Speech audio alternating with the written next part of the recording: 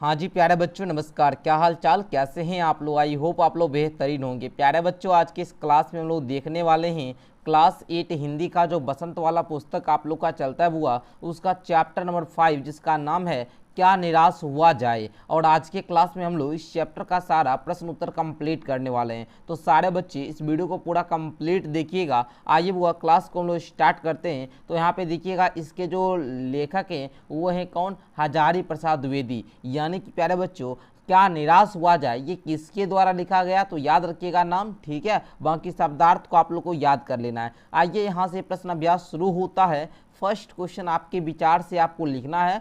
First question है बुआ, लेखक ने स्वीकार किया है कि लोगों ने उन्हें भी धोखा दिया है, फिर भी वह निराश नहीं है। लेखक स्वीकार करते हैं कि हमको लोग, बहुत सारा लोग क्या क्या धोखा दिया है, लेकिन वो फिर भी धोखा देने के बावजूद भी वो निराश नहीं है। आपके विचार से इस बात का क्या कारण हो सकता है? लेखक सब लोग से निराश नहीं है, इसका क्या कारण हो सकता है? अपना विचार से आपको बताना है। तो आइए बुआ उत्तर में लिखिएगा। हम तो अपना विचार दे रहे हैं, बाकी आप लोग अपने विचार से भी लिख सकते हैं। लिखिएगा उत्तर में, लेखक का मानना है कि संसार में बुरे लोगों के साथ साथ अच्छे और ईमानदार लोग भी हैं। ठीक है, लेखक हजारी प्रसाद द्विवेदी जी ये बात मानते हैं कि संसार में कुछ लोग अच्छा भी होता है तो कुछ लोग बुरा भी होता है, कुछ ईमानदार भी होता है तो कुछ बेईमान भी होता है। उन्हें जीवन में कई बार लोगों की सहायता, सद्भावना और प्रेम मिला है, इसीलिए कुछ लोगों के धोखे देने पर भी उनका मानवता और अच्छाई पर विश्वास बना हुआ है, इसी कारण वे निराश नहीं हुए। मतलब उनको जब जब दुख होने का मन भी करता होगा, निराश कर आने का मतलब उनको मन में जब निराशी भी आती है ना, तो वो सोचते हैं कि हमको बहुत सारा लोग हमको इस जीवन में सहायता भी किया, हमारे प्रति प्रेम भी हमको इसी लोगों के बीच मिला है, तो इसलिए वो निराश नहीं है। ठीक है, चलिए आइए बच्चों सेकंड क्वेश्चन को देखा जाए। यस सर, आइए बच्चों सेकंड क्वेश्चन आपका कहता है, समाचार पत्रों, पत्रिकाओं और टेलीविजन पर आपने ऐसी अनेक घटनाएं देखी या सुनी होगी जिसमें लोगों ने बिना किसी लालच के दूसरों की सहायता की हो या ईमानदारी से काम किया हो। ऐसे समाचार तथा लेख एकत्रित करें और कम से कम 2 घटनाओं पर अपनी टिप्पणी लिखिए। तो बच्चों आइए आप लोग उत्तर में लिखिएगा, क्या लिखना है सर? ऐसे पहला है बाबू, बाढ़ के समय अनेक युवाओं ने अपनी जान जोखिम में डालकर लोगों को सुरक्षित स्थानों तक पहुंचाया। यह मानवता और सेवा भाव का उत्कृष्ट उदाहरण है। समझ गए बच्चों? आइए ख में क्या लिखिएगा कि कई लोगों ने महामारी के समय गरीबों को भोजन, दवाइयाँ और आवश्यक वस्तुएं निःशुल्क उपलब्ध कराई। ओके, इससे समाज में सहयोग और करुणा की भावना मजबूत हुई। तो ये 2 आप लोग लिख सकते हैं कारण। ठीक है बच्चों, तो इस प्रकार आप लोग क्या लिखिएगा, 2 टिप्पणी लिखना था समाचार जिसमें लोग क्या क्या हो, बिना अपन लालच, मतलब उसको कोई उससे फायदा होने वाला नहीं है, लेकिन उस दूसरा सहायता क्या होती है, इस प्रकार आप लोग लिख सकते हैं। आइए अगला प्रश्न देखते हैं प्यारे बच्चों। अगला प्रश्न तीसरा कहता है, लेखक ने अपने जीवन की 2 घटनाओं में रेलवे के टिकट बाबू और बस की कंडक्टर की अच्छाई और ईमानदारी की बात बताइए। बिल्कुल, आप भी अपने या अपने किसी परिचित के साथ हुई है ना किसी घटना के बारे में बताइए जिसमें किसी ने बिना किसी स्वार्थ के भलाई, ईमानदारी और अच्छाई के कार्य किए हो। तो प्यारे बच्चों आप लोग उत्तर में यहाँ पे क्या करिएगा, लिखिएगा कि एक बार मेरे एक मित्र का बटुआ बाजार में गिर गया। बटुआ आप लोग जानते हैं ना बुआ, जिसमें कुछ कीमती सामान वगैरह रखा जाता है, रुपया पैसा भी रखता है। उसमें पैसे और आवश्यक क्या होते थे, दस्तावेज था। एक सज्जन व्यक्ति को वह बटुआ मिल जाता है। उन्होंने उसमें, बटुआ को आप लोग थैला भी बोल सकते हैं, उन्होंने उसमें दिए गए पते पर, जो पता दिया गया था उसका मित्र का, वो पता पर क्या क्या संपर्क किया और बटुआ को सुरक्षित लौटा दिया। उनकी ईमानदारी और भलाई देखकर सभी क्या हो गए, बहुत प्रसन्न हो गए। तो इस प्रकार की कहानी आपको भी क्या करना बच्चों, लिख लेना है। आ जाइए है ना, चलिए पर्दाफाश अब आपका होने वाला बच्चों क्वेश्चन है आपका, है ना। चलिए, दोषों का पर्दाफाश करना कब बुरा रूप ले सकता है? दोषों का पर्दाफाश करना कब बुरा रूप ले सकता है? तो बच्चों बोलिएगा, जब कोई भी व्यक्ति होगी उसकी प्रतिष्ठा को नुकसान पहुंचाने या व्यक्तिगत द्वेष निकालने या झूठे आरोप लगाने के उद्देश्य से दोषों का पर्दाफाश किया जाए, तब यह क्या होगा? बुरा रूप ले सकता है। समझ गए बच्चों? तो इसी प्रकार आप लोग लिख सकते हैं।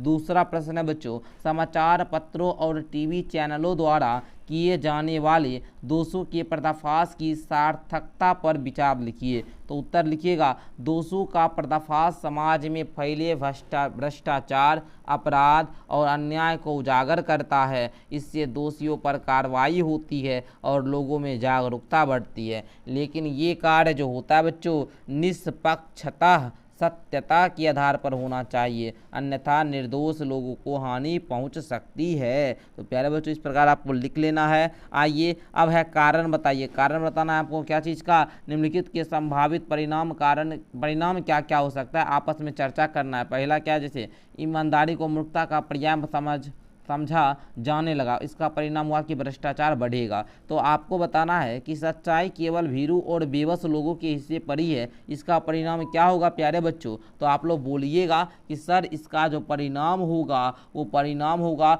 लोग सच्चाई से दूर भागने लगेंगे और समाज में झूठ और अन्याय बढ़ेगा। तो इस प्रकार प्यारे बच्चों आप लोग क्या कीजिएगा, कारण बताने वाला जो ये क्वेश्चन है आप लोग हल कीजिएगा, बढ़िया तरीका से सॉल्व करना होगा। समझ गए? चलिए दूसरा प्रश्न है बाबू, झूठे और फरेब को रोजगार करने वाले फल फूल रहे हैं, इसका परिणाम क्या होगा? इसका परिणाम है भ्रष्टाचार और बेईमानी बढ़ेगी तथा समाज का नैतिक स्तर गिर जाएगा। ठीक ना?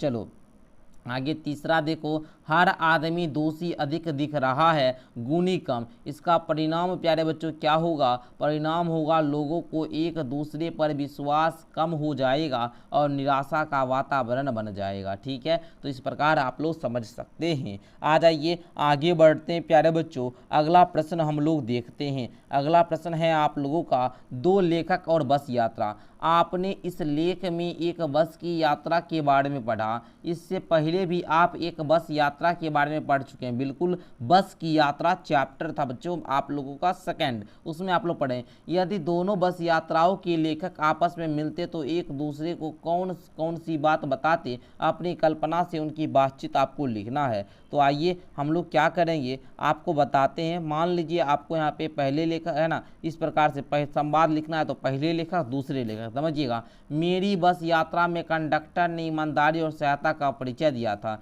दूसरे लेखक, मेरी यात्रा में भी लोगों ने सहयोग और सद्भावना दिखाई थी। ये आप लोग का दूसरा लेखक है होगा जो अभी चैप्टर पढ़ रहे हैं। ये जो पहला लेखक है ये किसका है बच्चों? जो आप लोगों ने बस की यात्रा चैप्टर को पढ़ा उसके लेखक की बात कर रहे हैं। ठीक है ना, बस की यात्रा। और ये आपका है क्या निराश हुआ जाए, यही चैप्टर का है। ठीक है, पहले लेखक क्या है बाबू? इसमें मेरा मानवता पर विश्वास और मजबूत हुआ। दूसरे लेखक, मेरा भी मानना है कि संसार में अच्छाई अभी भी जीवित है, ये दूसरे लेखक बोलेंगे। तीसरा बच्चों, पहले लेखक, इसलिए कठिन परिस्थितियों में भी निराश नहीं होना चाहिए। ठीक है, दूसरे बिल्कुल सही, हमें सदैव आशावादी बने रहना चाहिए। इस प्रकार आप लोग क्या कर सकते हैं, लिख सकते हैं। ठीक है, चलो आगे बढ़ो। एंड अगला प्रश्न देखो बच्चों, सार्थक शीर्षक। सार्थक शीर्षक अब आपको बताना है, लेखक ने लेख का शीर्षक क्या निराश हुआ जाए क्यों रखा होगा? क्या आप इससे भी बेहतर शीर्षक सुझा सकते हैं? तो आइए हम आपको बताते हैं, लिखिएगा उत्तर में,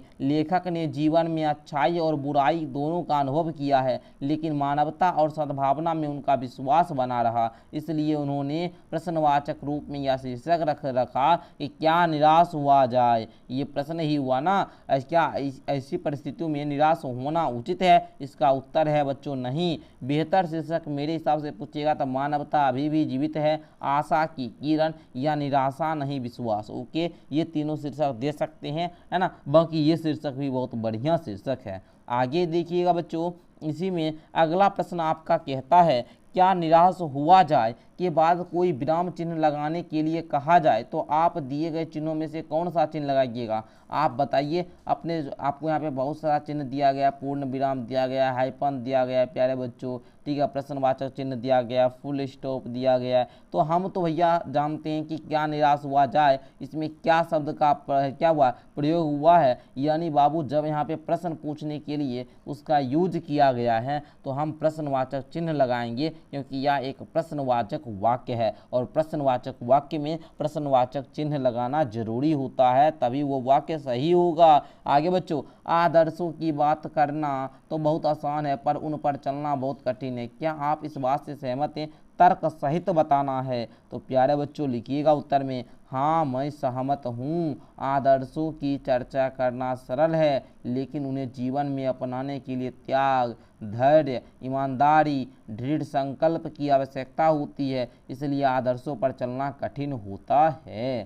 समझ में आया? चलो बच्चों बहुत बढ़िया, आगे बढ़े। यस सर, अब है बाबू सपनों का भारत, है ना। सपनों का भारत, देखिए हमारे महान मनीषियों के सपनों का भारत और रहेगा, ठीक है। आपके विचार से हमारे महान विद्वानों ने किस तरह से भारत के सपने देखे थे, उन्हें आपको बताना है। मतलब जो हमारे महान विद्वान थे वो यहाँ के, वो कैसा सोच रहे थे भारत कैसा हो, तो बच्चों बोलिएगा। महान विद्वान में से भारत का सपना देखा था जहाँ सत्य, अहिंसा, समानता, शिक्षा, ईमानदारी, न्याय, मानवता का सम्मान हो तथा सभी नागरिक सुखी और क्या रहे, समृद्ध रहे। ओके। दूसरा, आपके सपनों का भारत कैसा होना चाहिए, तो आप बोलिए मेरे सपनों का भारत में शिक्षित, स्वच्छ, विकसित, भ्रष्टाचार मुक्त, वैज्ञानिक दृष्टिकोण वाला तथा सभी धर्मों और वर्गों का सम्मान करने वाला होना चाहिए। वहाँ सभी को समान अवसर और क्या मिले, न्याय मिले। प्यारे बच्चों इस प्रकार से हम यहाँ पे सटीक उत्तर बताने का प्रयास करते हैं ताकि हर एक बच्चे को बढ़िया तरीका से उत्तर समझ में भी आए।